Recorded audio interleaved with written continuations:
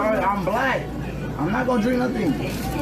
여기서 드시면 안 돼요. I don't drink. Here, sure. No drink. 이거 No. Look here. 이거. I eat the ramen. 그리고 I don't. Okay, sure. That it really hurt you guys, and my intention in coming to Korea was not to cause this. My intention was to come here, do my live streams, make content, and be funny. It wasn't really, I didn't want to cause pain or get anybody in trouble. This is what I was looking for. Japan hates this thing. Right here. Yeah, make sure to show it. Japan hates this thing. I stand with the Korean people. I love Korea. And everything that I did in Japan was for the Korean and the Chinese people. Let's go. If the most annoying insect you can think of were a human, if the most disgusting incarnation of a plague-like entity that exists solely to make you nauseous and evoke strong emotions of hatred and vile repugnance took human form, it would be Johnny Somali. So what do you want to talk about? Swing or not? Like, you're gonna come up to me, bro, why are you being racist to other people in other countries? For money! Trust me, Johnny's. Have a great night. Go to Johnny's stream. We're gonna have a good time. Whoa! I don't know what to do. I'm autistic. I don't know, Banzai. Yo, y'all niggas send me this. I don't know what's going on. I don't know what's happening. Okay, let me go then. What is me? Local YouTuber, meanwhile, has been trying to locate where Somali has been staying and even uploaded footage of himself visiting what could have been the troublemaker's rooms.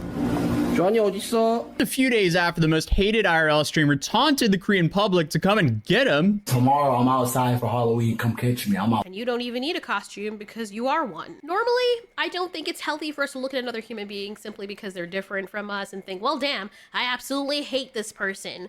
Often, you don't know enough about them to hate them, and if they merely disagree with you on religion or certain ideas or their personality or what have you, that shouldn't be enough to hate them. If you hate someone with all your soul, that's usually a personal mental issue. Usually. I stand by that. But every once in a while, there are these people who walk around in human form seemingly only to hurt and antagonize innocent people, and at that point, all the hatred, truly deserved, completely warranted, because that's what they thrive on, and at some point that is all they freaking deserve. I've been seeing this Johnny Somali thing all over the internet for many months, and I've got to tell you, I'm being so serious when I say this. At first, I thought it was one of those eldritch horrors that people create as memes, like something from the SCP Foundation or Trevor Henderson, and every time I saw his face, I thought, this can't be real, it's one of these freaking things. And I legit assumed it was some CGI character.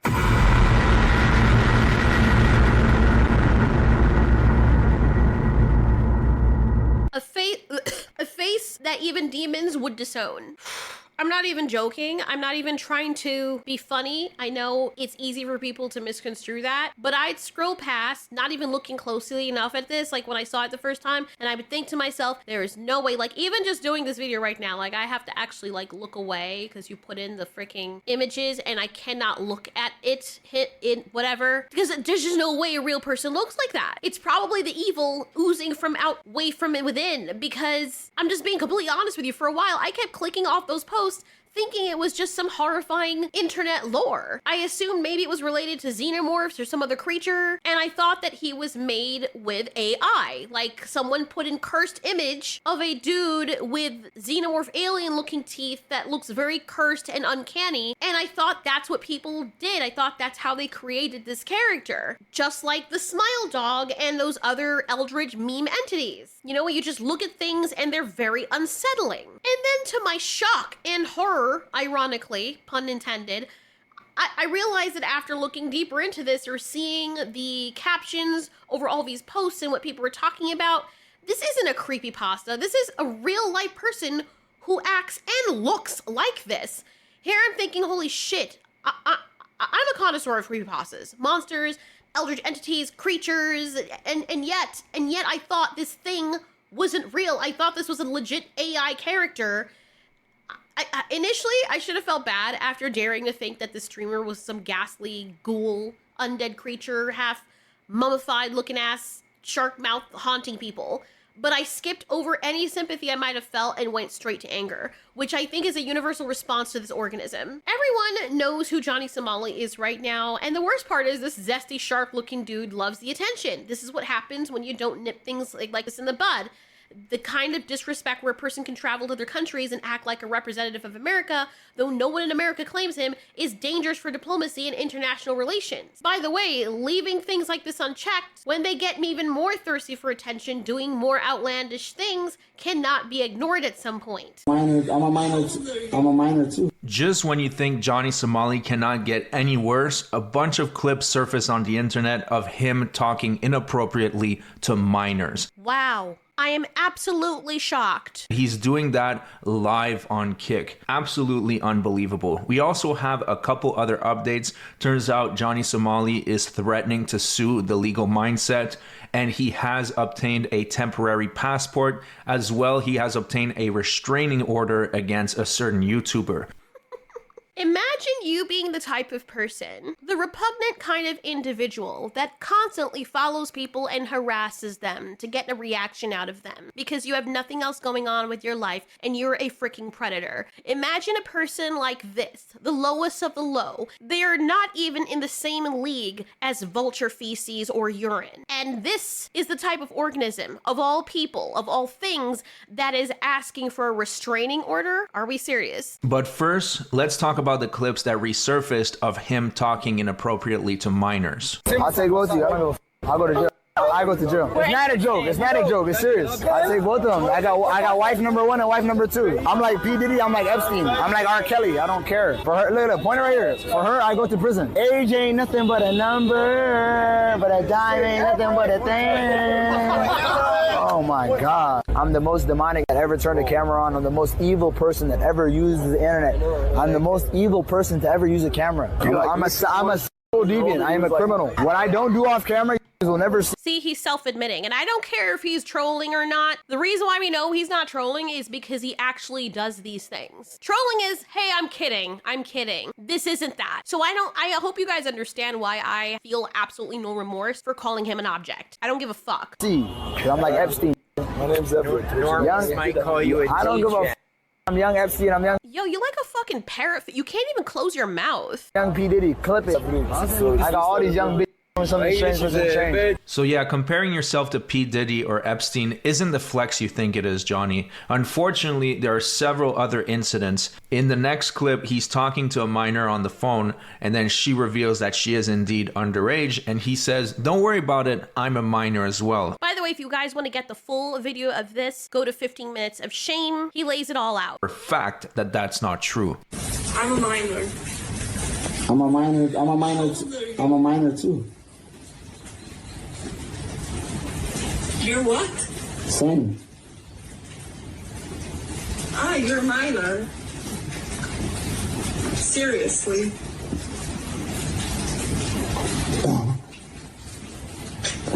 Here I had to blur it because he was doing some extremely gross gestures with his mouth, and I don't want to put that on YouTube, to be honest. Bruh, his whole face is gross. There is no stance that this person takes that makes him ungross. Fucking nasty bitch. Was able to find. There is one last clip where his friend is hitting on minors, and the minors say, "Well, we're underage," and he says, "Well, I don't care. That doesn't bother me." Check this out. You're 16. I don't care. My white friend likes you. I'm 16. My white friend likes you.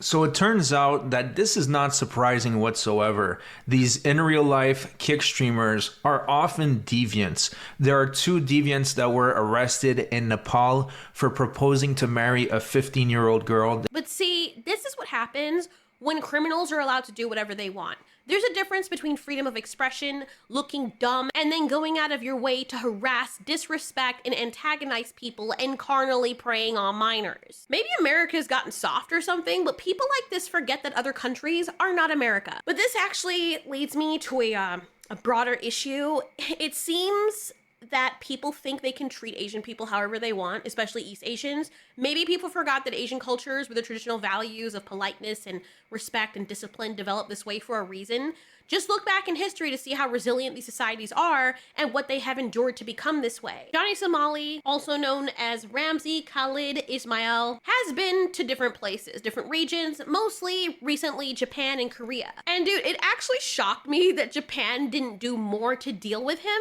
He faced 10 years in jail over the kissing controversy in South Korea. Please make it happen. Please make that happen. Get that May out of there. Maybe Japan was thinking they didn't want to antagonize America or something, so they just kicked him out. But I think Johnny Somali, whatever, I don't think he's this just reeks of fatherless behavior. I don't think he has a father, because ain't no way. He seems to want people to kick the shit out of him. He seems to get off on that because he keeps doing it. I think he wants to be locked up with a bunch of dudes who will stretch and fill him to his heart's content. There is no way you repeatedly get beaten up, seeking attention, and then don't learn from it when people are hunting you down. Then you have the gall. You have the gall to then put restraining orders on people? Are you serious? These aren't even pranks or social experiments. This is beyond nuisance behavior. He's acting like a demonic plague unleashed on humanity, and the only way to stop him is to put him away forever. Every time they let him go or they threaten him with jail or whatever, he goes back and does the same thing over and over again. You know, in times gone by, when they had public punishments in the square, people wouldn't act like this. Like, you don't get it nearly as much as you do now. I mean, we called it the medieval times or Middle Ages, medieval debauchery, but there was a bit more order back then. People wouldn't try things like this because not only would it affect them, but it would affect their family and friends. People have no shame nowadays because they're allowed to get away with so much. America has become so lenient with certain behaviors, especially in the cities, that people go to other countries and just automatically think that the people they see there are weak or just gonna put up with their behavior. There's a saying in my country that ghosts know who to scare. Also, notice that this guy doesn't go to the most dangerous places. Why doesn't he go to Russia or Cambodia? There are a lot of African people who are practically begging him to come to their countries in Africa for a visit, fully knowing what they intend to do to him if he comes. And what's disgusting, and why all of us need to call this out, is because this guy is claiming to represent America. I don't even see him as American. And this is coming from me as an immigrant who is now an American citizen. Wherever I go, I want to be a good representation of my country and the country where I now have citizenship. At least I'm glad that Americans are calling this out too. Can you imagine another country, especially a homogenous one, like Korea or Japan, seeing this as their first experience with someone who looks like him, who claims he's from America? They're gonna automatically think that all Americans are like this or all dark-skinned people are like this. And let's not pretend, okay? I'm just saying, let's not pretend that there isn't already a prejudice against Americans or dark-skinned people, especially in some East Asian countries. And some of that prejudice could become a consequence or reaction to people who act like this fucking insect. He doesn't even look Black American. He looks Somalian, which is probably why his name is Somali. I guess he could probably pass for Ethiopian, but I don't know. He looks like some type of East African. But to these countries, they're only going to see him as, oh, dark-skinned or Black, especially if he says he's from America. And let's say he claims he's African, right? If he is African, he looks African to me, I don't know.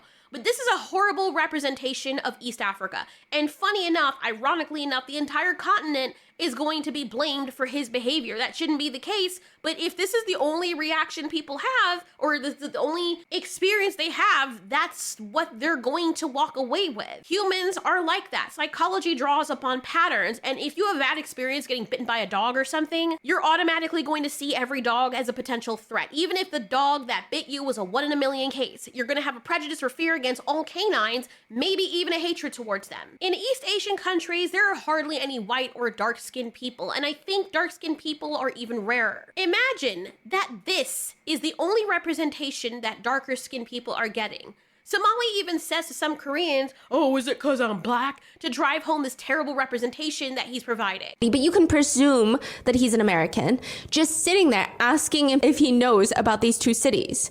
Johnny continues, why you do this? Pearl Harbor.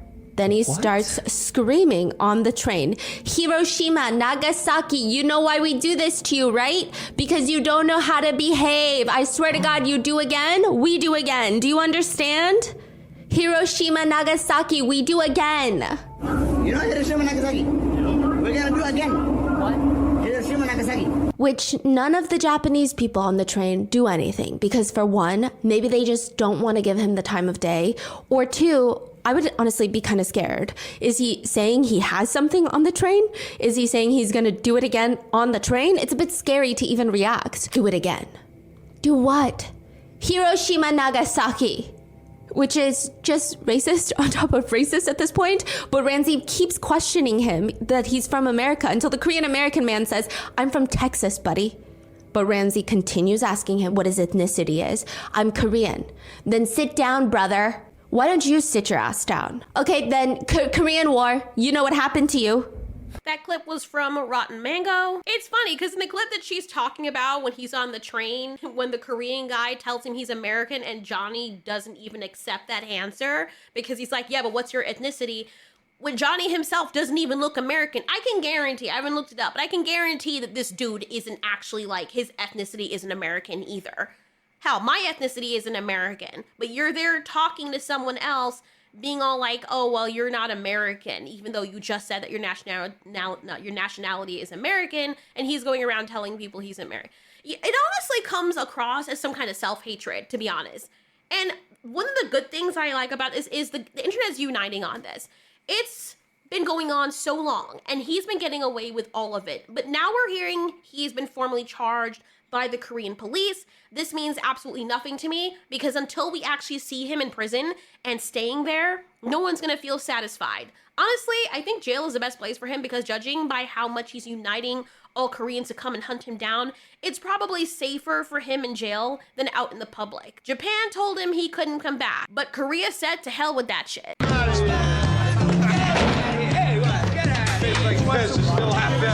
Now you can't leave. Korean straight up said, None of you seem to understand. I'm not locked in here with you. You're locked in here with me. Then this predator had the nerve to try and apologize, thinking anyone would actually believe what he had to say. How can you claim you didn't mean to hurt their pride or that it wasn't your intention to harm them when that's exactly what you've been doing? I am so glad that the entire internet, along with many different countries, including, and ironically, Japan and South Korea, is coming together to get this person removed from the public. For all the destruction and harassment and predation on minors that he has caused other countries and people, he needs to face a real consequence. Since he loves attention so much, oiling himself up and putting on a show, getting manhandled. And again, since he likes the Diddy life, maybe he would like it better in prison where people will give him the Diddy experience. Maybe he's better suited for that. Now, I know for a lot of people this is quite entertaining, but it does open up another discourse. Because my mind is always going. I enjoy thinking about things like philosophy and ethics and all that kind of stuff. And it's got me wondering, is what he's doing, if let's just say the preying on minors thing wasn't in the equation and it was just harassing people and just being a nuisance, is that or should that be considered illegal? Some people might argue that he's just dancing on a statue and making a ruckus, or at worst interfering with a business and damaging their property. But the whole purpose of laws is to protect people. If you wouldn't want something done to you, most people likely wouldn't want it done to them either. These laws are designed to protect us from each other, to protect people from each other. If you don't want someone coming up and slapping you in the face, then either it should be allowed for the other person to retaliate and defend themselves against the slapper, or the offender should be fined for the slap. Now, if two people are having an altercation and they slap each other in the face, I don't think they should go to jail for that. They're just working it out. They might not even want to get the law involved. But let's say someone goes up and spits in another person's face, or let's just say on their shirt, right? And the other person retaliates by punching them. In some cities, the law might decide, at least in America, that the retaliation was excessive because spitting doesn't physically harm the person, even though it is considered assault in many areas. But the emotional distress of being spat on, which is one of the most insulting and degrading, dehumanizing things someone can do, might temporarily blind that person into a rage. Then there are situations where the law might argue that even if no physical harm was done and the spit didn't get in your mouth, you should just walk away, or you should have just walked away. Why didn't you walk away? On some level, I understand this logic, but letting actions like that slide only emboldens people to keep doing them if there's no punishment. If the law isn't going to address someone spitting on you and you go to the police to report, hey, this person spat on my cashmere sweater, only to have the police look at you like you're crazy and be all like, were you hurt? Did you die? And you say, well, no. Then it should be okay to dole out a consequence to that person yourself. This would discourage and demotivate that person from trying it again, either on you or someone else. What if that person spits on your dog or on your child? While they didn't physically hurt them, the fact that they face no punishment basically tells them it's okay to keep behaving this way. Nobody wants to be spit on. Even though there's no physical harm, it's extremely uncomfortable and invasive. There's a strange gray area here now because now people are beginning to claim that words are violence, that words feel like they cause physical pain. I use she, her pronouns. I'm not sir. Oh, so sorry. Yeah, like it's like a knife in the heart. So sorry, I apologize. It's just always like a knife. It always hurts every single time. It's just like, it kind of just hurts a lot to get called sir. Nothing like a good misgendering.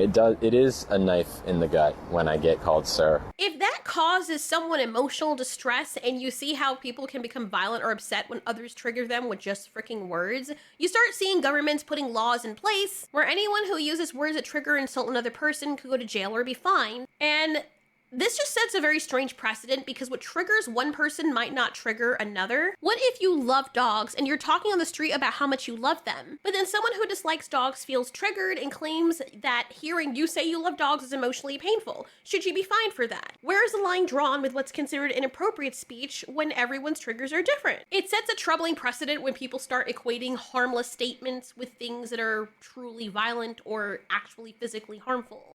What happened to that happy little girl who gave me a twig? She died. Seems overly dramatic. I am mostly kind to you. Do I beat you? I suffer the blows of your disdain daily. It's not the same as actual blows, though, is it? Well, What, you don't know? Well, compare and get back to me. That was the show The Great. I don't know why I found that scene so funny. That show's fucked up. Anyway, but yeah, you can equate it to like being spit or spit on, because spit is a tangible thing that can carry diseases despite it not being physically harmful, but words are not. But in some cases, people were said to cause civil unrest by constantly trying to brainwash the populace, turning them against someone they wanted to cancel by calling them all sorts of names. In cases with kids, if you're being verbally abusive to a child, that can be considered abuse. But with words not being a tangible thing, the area is very gray there. We can even talk about how it boils down to how the majority of the population feels, but we've also seen that there's a mob mentality that gangs up on people who don't think like them just to cancel them, and that's not good either. I think in the case of this Johnny Somali person and all of the provocateurs, the one thing we can agree on is that he's making himself a target for other people in other countries, and that other countries don't have the same laws or cultural lenience that America does. I think there's something to be said for decency and order, but we don't want people to feel like the government is totalitarian, I can never say that word properly, and that, you know, people can't express themselves either, because then things like flash dances are going to be illegal. And, you know, America's a land of the free, or it should be. And I think that has disillusioned some people into thinking that the rest of the world thinks exactly like the United States, until they inevitably fuck around and find out that it's not. It seems kind of entitled for us as American citizens to be saying to Korea and all these other countries, you know, to take our trash out for us and to not send people like Somali back here. I've even said that, but thinking about it, what does it say about us as a country when we're expecting other countries to deal with our bad behaving residents and we can't even handle that ourselves? What does it say when the majority of American citizens don't like it when other countries send their worst over to America, only for us to echo the same sentiment when our worst are going over there and misrepresenting all of us, following people, harassing them, damaging businesses, preying on minors? You know, that should be reason enough to heavily fine someone like this. And the minor situation, which I only recently discovered, these should go to freaking jail, especially if it's being done for clout and attention, because it's not like you're joking and the person on the other end of the call or these women are not actually minors, he's doing it for attention. These are real people, these are real interactions. You're literally being lewd with an actual minor and admitting it on camera that that's what you're doing. Like, you're literally doing the crime and admitting it. If the person is simply mentally ill, they should be placed in a facility. That's what tax dollars are being spent on. However, if the person is clearly just provoking people and being a nuisance and being disgusting, then there should be heavier fines for purposely antagonizing, harassing people, damaging property, and preying on minors. I also think it should be acceptable for residents to respond when they're being harassed. Honestly, humans are all still animals, And the one thing animals understand is cause and effect. Most importantly, consequences. Most animals in the wild, when faced with a negative consequence, never repeat the behavior. If a lion gets kicked by an elephant, it doesn't mess with elephants again. If a dog is stung by a wasp, it automatically develops a phobia of wasps or hornets. If a dog knows a cat's claws are painful, it gives cats a wide berth.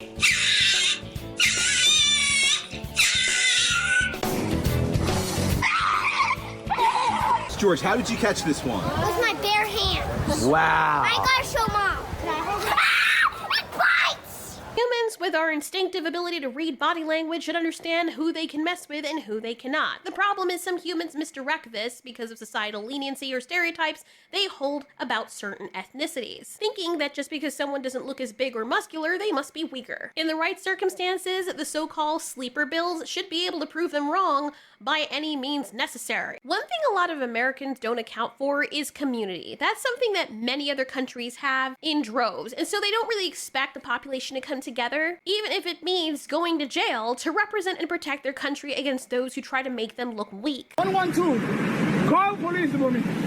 Call now, 112. Call the police. Your phone about to die, bro. It's okay.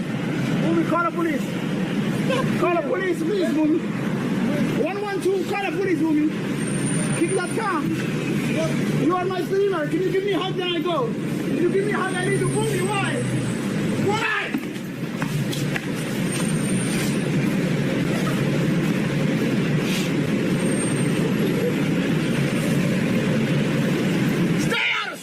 Angered many Koreans around the world, some of whom have even made threats against him.